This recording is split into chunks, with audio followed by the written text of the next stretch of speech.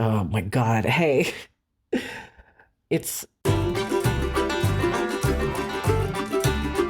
something that I noticed as the new year was approaching was that posting and selling your stuff online is becoming really, really easy. I went to art school for 4 years, and over there I learned budgeting, marketing, graphic design, programming, photography, how to work with a client, things like that. Well, now with services like Skillshare, this isn't a sponsored video.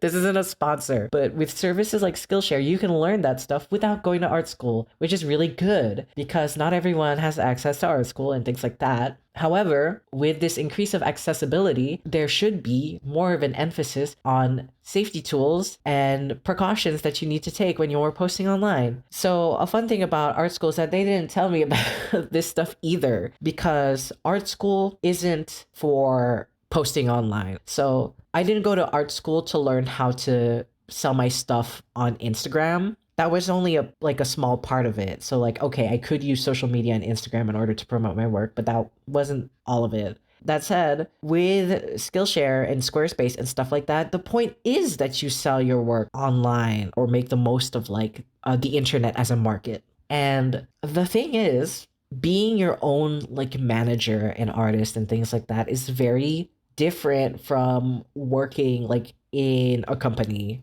And that's where the importance of like online safety comes in, is because now you are managing all of that all by yourself. And I'm not talking about keeping your like information, like your private information, private. Like, don't share your information online, don't share your name or place where you work so that people don't find you and track you in real life or steal your identity and things like that. I'm not talking about that kind of online safety. I am talking about the importance of setting boundaries for your mental health. So if you're a young artist who is looking to post online, yes, do so and use these tools to the fullest, but also do it safely and take care of yourself and beware. I'm going to like list off some things that I think that I observe to be primary issues or risks that could come about posting online and what you need to do, or like things you need to keep in mind in order to avoid them. So number one is like hinging too much of your self-worth on performance.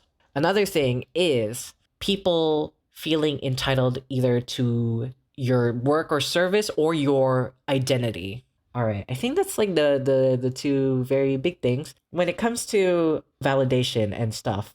It is important to like get positive attention for the things that you do. This is just the case in general for everything because we are social creatures and we thrive off of validation. So you're not a bad person for wanting validation or being happy when your post does well or having lots of followers. The only thing is that if you are entirely dependent on the perception of strangers in order to like receive validation or to feel good, that is when problems will arise because online posting is fickle. Strangers are fickle. They might not always like what you post, or they might not always see it. Your things aren't going to always perform the same way because ye cursed algorithm is always changing, and the things that are becoming new and popular, they're always changing, and things like that, trends, stuff, it is difficult to get a consistent and reliable following or feedback. So if you hinge all of your self-worth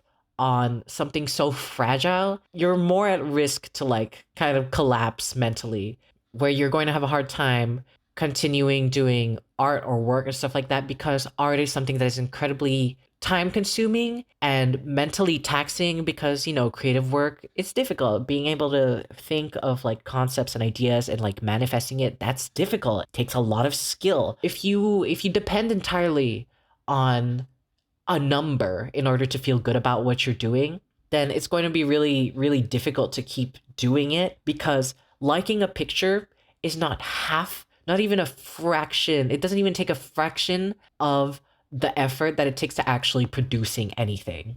So it is important that you find a community, like friends, people that you actually can trust with your creative work, your ideas, people who are excited to see whatever you're doing. It is important to have those kinds of people in your life, because when the numbers fail, they're going to be there for you for real. I don't really post online very often now because art is freaking hard, dude.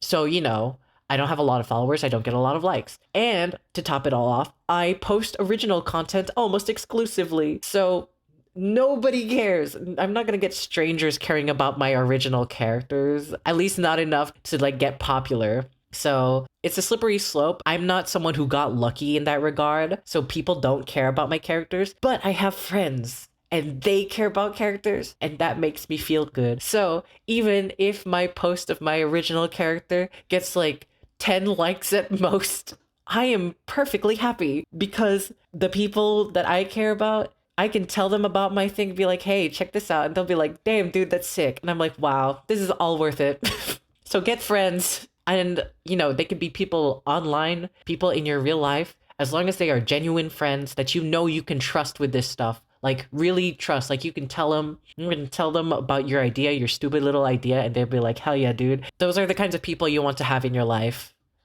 Because they're going to be there and they're going to help you when things are difficult, when it comes to like artistry or things like that, when the effort is like it's too hard, or when the ideas aren't coming.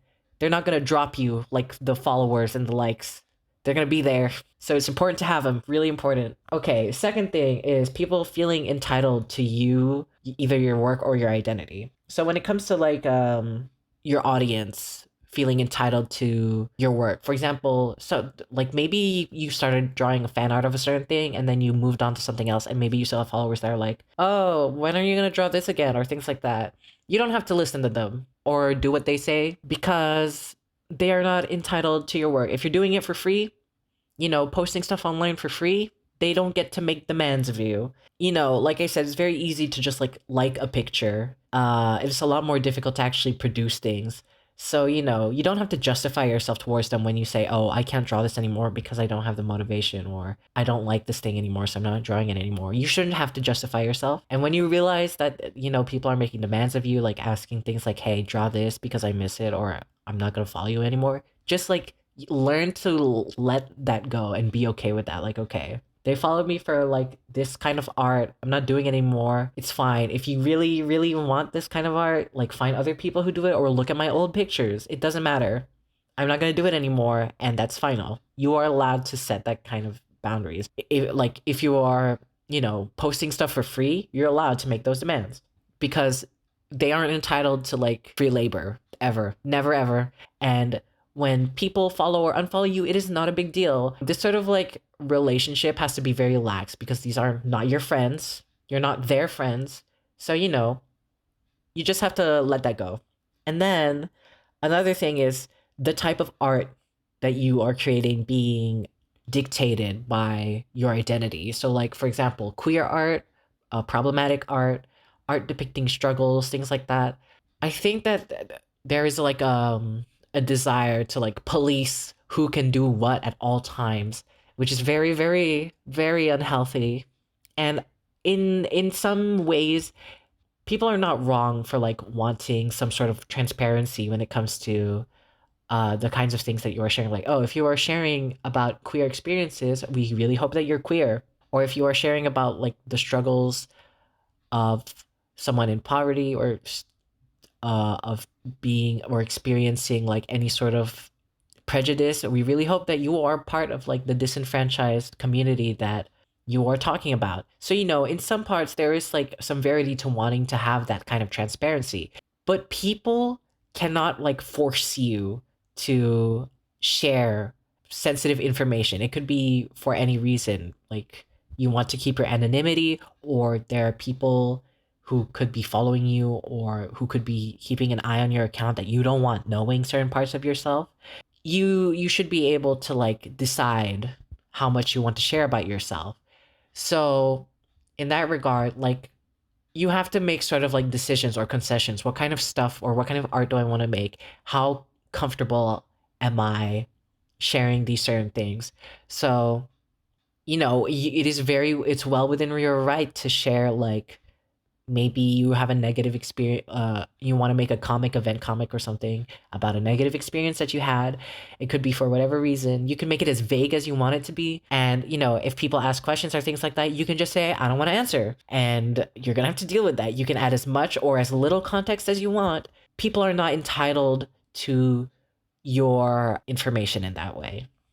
So yeah, I really hope now with online posting and selling and these tools becoming more and more accessible to people, I really hope that safety, discussions on safety, setting boundaries and things like that becomes more prevalent and more important, and that it becomes more natural for people to set these boundaries and not to think too hard on some of the interactions you might have online with strangers. Happy New Year, God. Hope that January was okay, and hopefully we have a cool rest of the new year, the rest of 2023. Yeah.